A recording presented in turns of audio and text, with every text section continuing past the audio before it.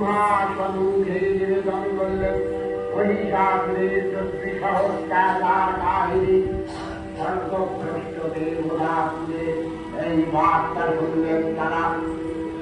শান্ত জমিগর মহাদেবের সুগৌরমুখমণ্ডল ক্রোধে রক্ত জলার মতো নামাবরণ ধারণ করলে আর ভঙ্গচক্রবরাবদ্ধ ধারী নারায়ণের রাম ধ্রুপদী কুটির হয়ে উঠল।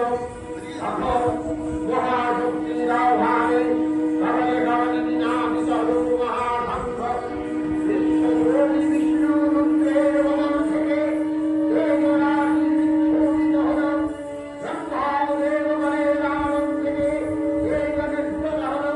এই পর্বত প্রমাণ দেবীকুণ্ড প্রত্যক্ষ হুদাহরের ন্যায় দেবীমান মিলনে সিংহুণ্ডের পূর্ণ করে দিয়ে ওই তেজস্বী হয়ে পরমাণুপতি দিব্য শ্রীমূর্তি উৎপন্ন হল। তিনি জগন্নাথিকা মহামায়া এই আজ্ঞা দেবী ঋকমন্ত্রে ঘোষণা করলেন আত্মপরিচয়।